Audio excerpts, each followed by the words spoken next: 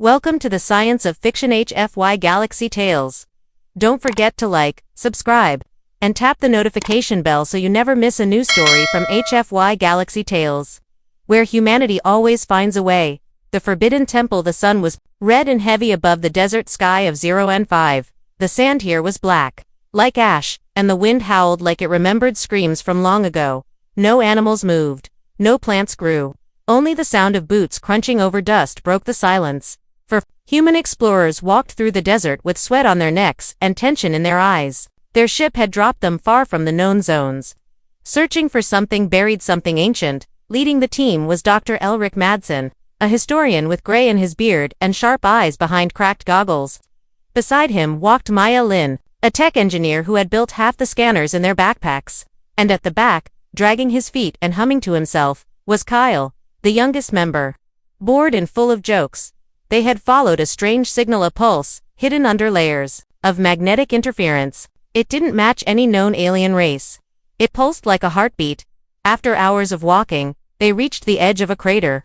It was wide, smooth, and unnatural. In the center, rising from the cracked ground, was a black stone structure, shaped like a claw gripping the air.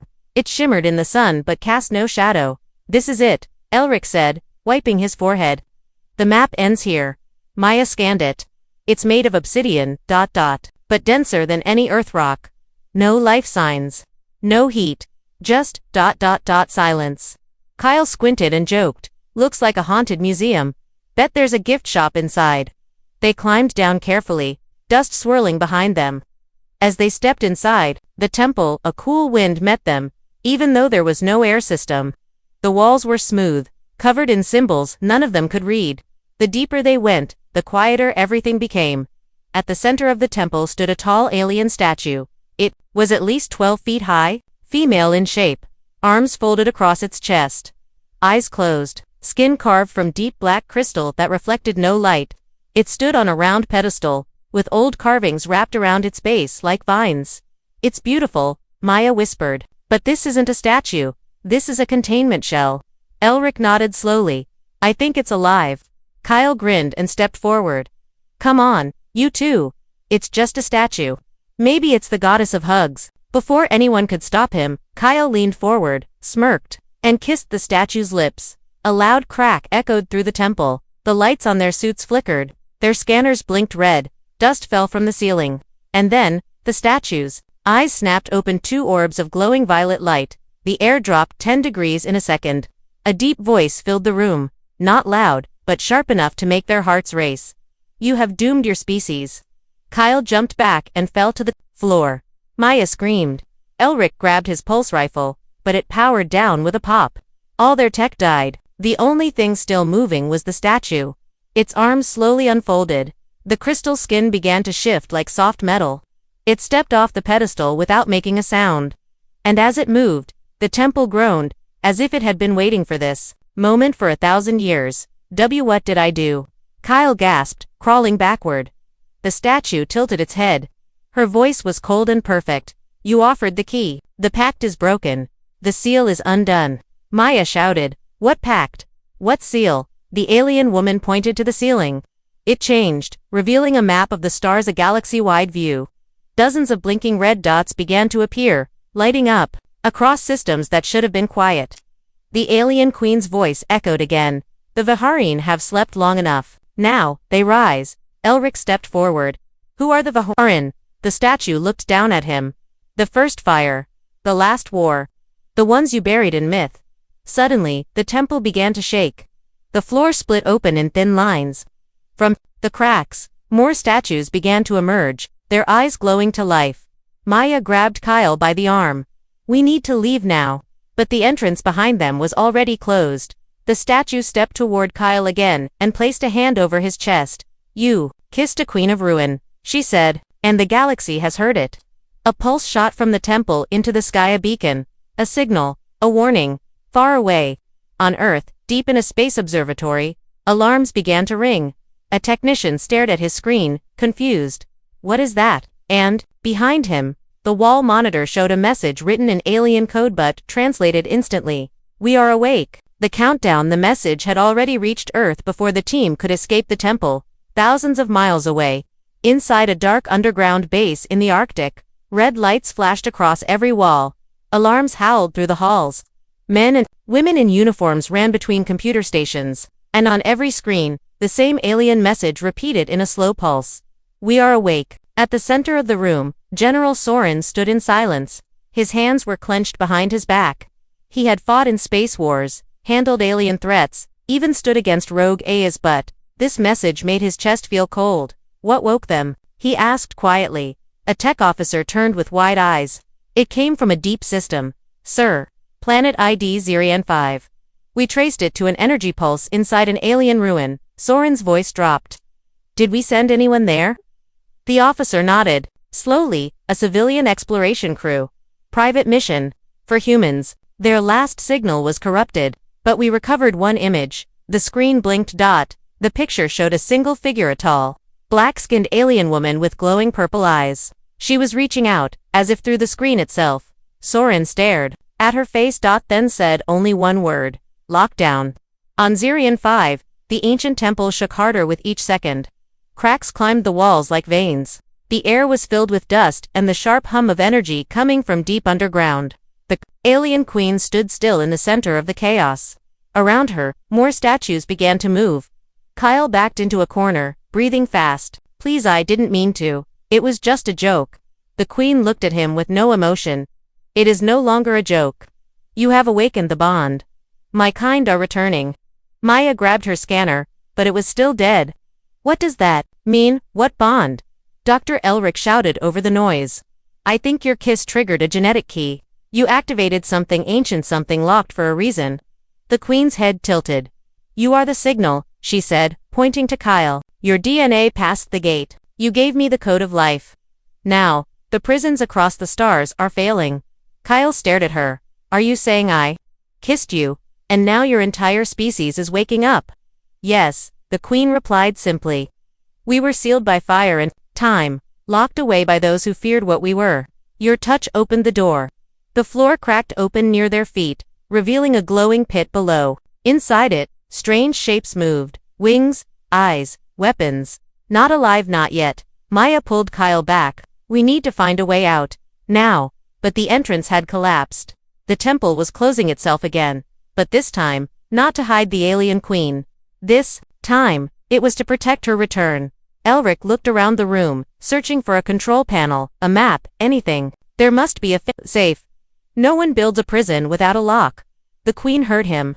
She smiled just slightly. There was a lock, she said. Now he has broken it. She raised her hand. A thin line of light formed in the air. A new image appeared, Earth, glowing, beautiful, turning slowly in space. The queen's voice grew softer. We watched you from our slumber. You have grown, you have learned, but you are still young, still reckless. Kyle stepped forward, voice shaking. I didn't mean to bring back your people. Please, tell me how to fix it. The queen looked at him with something close to sadness.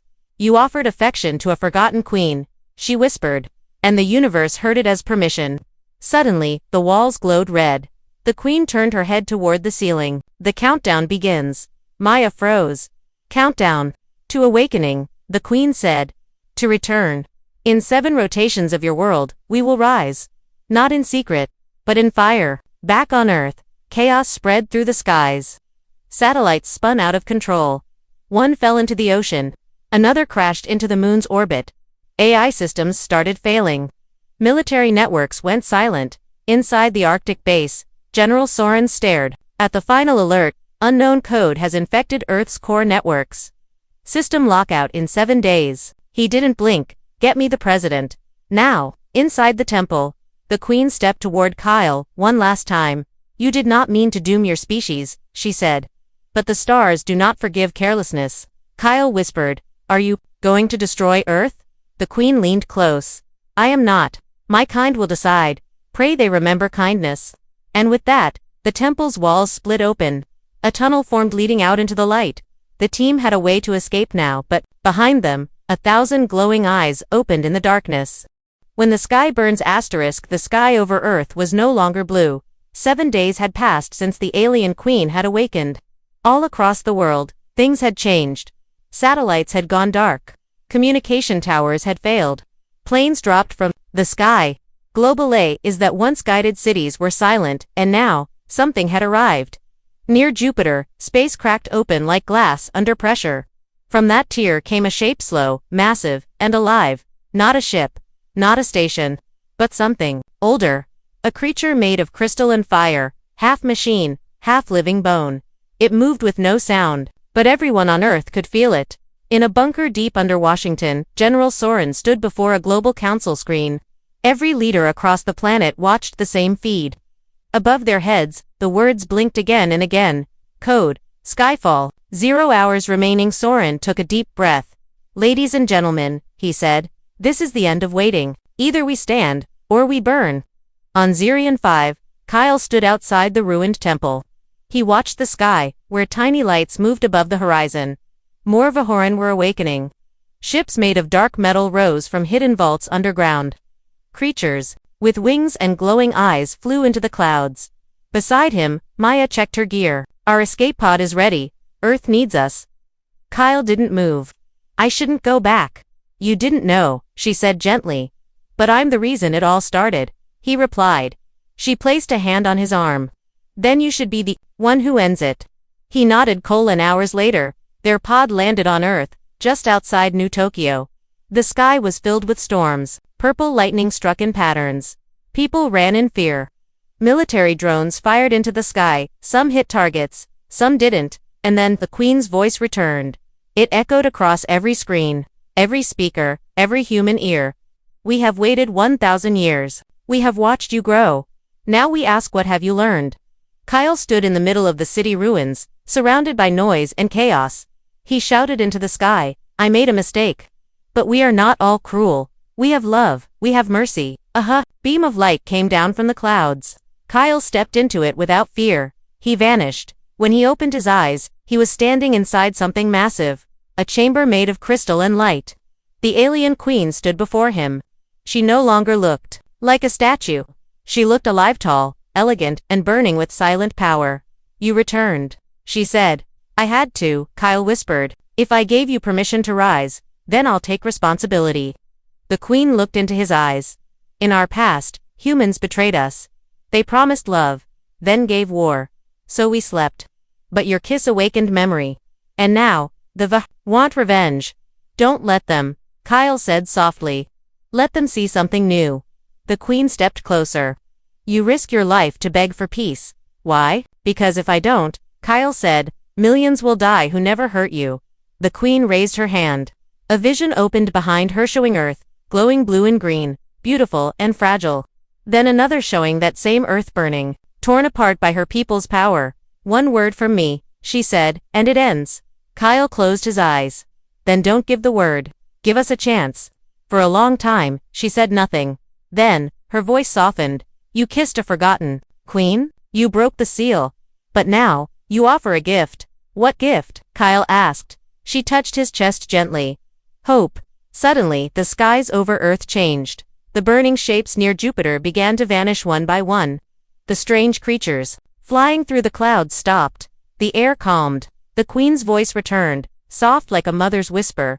The judgment is delayed, not because of your weapons, but because one human chose mercy over fear.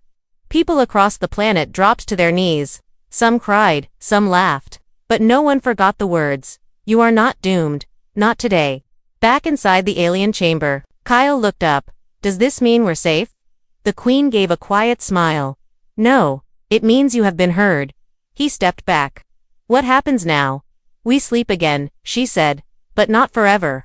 You've opened the door. One day, we may return. If you are ready, we come as friends. If not, she didn't finish the sentence. She didn't have to. A beam of light took Kyle again. He blinked and found himself standing on Earth, alone, in the middle of a quiet street. The storms had stopped. The sky was clear.